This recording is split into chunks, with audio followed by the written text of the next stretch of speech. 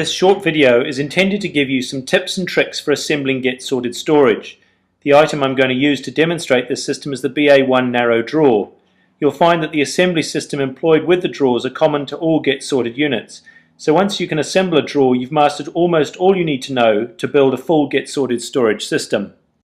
Once you've emptied the contents, do make sure that the fixings box is not wedged into the bottom of the packaging. The drawer runners supplied are three-stage. To separate the narrowest third stage, which attaches to the drawer side, press down on the black plastic snib and slide it out.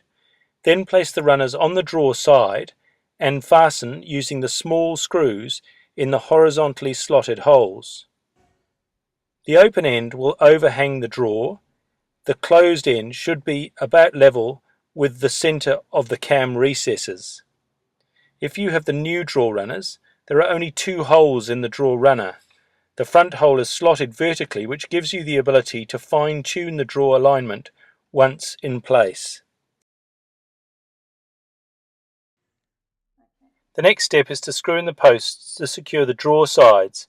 It is essential that care is taken to keep these posts straight when screwing them in, to avoid damaging the surface and to ensure the drawer fits together squarely.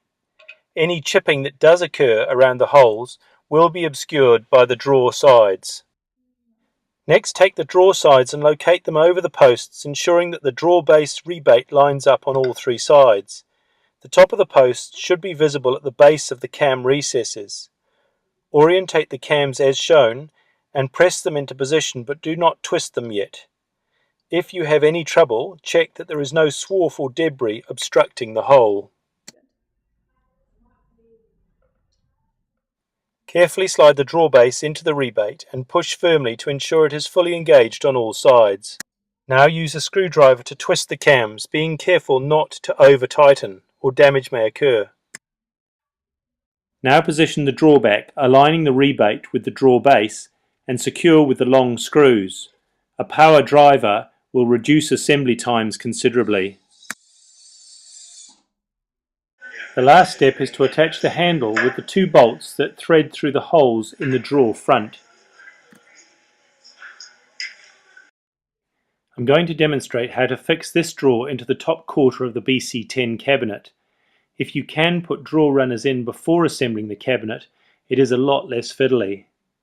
Positioning the runners in units is clearly shown on the back of the drawer assembly instructions. In this case, I'm using the fifth hole from the top. The drawer runners are secured using the bug screws. Fix the front through the round hole first, and then locate the back using the slot at the rear. The black rubber damper must be towards the back of the unit. My preferred method for mounting the assembled drawer into the runners is to pull the slides out and then carefully insert the drawer into the slides whilst pushing them together to ensure they locate correctly. You'll hear the runners click and the drawer will run smoothly if you have it aligned perfectly. I'd now like to close off with a few non-drawer related tips. All units are supplied with adjustable feet which can be used to compensate for any irregularities in floor levels. Tap the housings into the holes at the base of the cabinet or tower and then screw in the feet and adjust as required to level the unit. If fixing a cabinet to a wall over a skirting board, you will need to use the standoff blocks provided. Using clear tape to position the block prior to positioning the cabinet makes alignment much easier. You are then able to screw through from the front into the wall. If you are stacking units too high, you will want to use the locating dowels which push into place to secure the top unit. If this is the exposed top surface of a unit, use the coloured plugs to blank these holes. Units are also supplied with sleeved joining bolts to hold units together for additional stability. You will need a 5mm drill bit.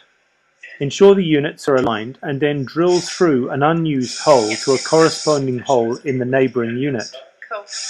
Using holes at the back is trickier but less conspicuous. Push the sleeve in first and then the bolt and tighten to hold both units securely together.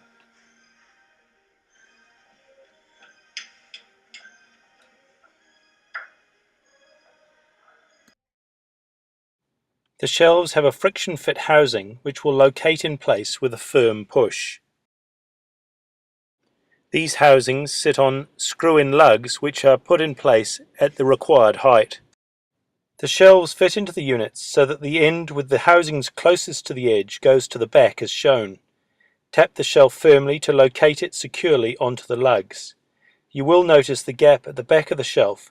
This is designed to promote airflow and good ventilation in the unit. We hope these tips have been helpful and that you're thrilled with the results you achieve with GetSorted storage.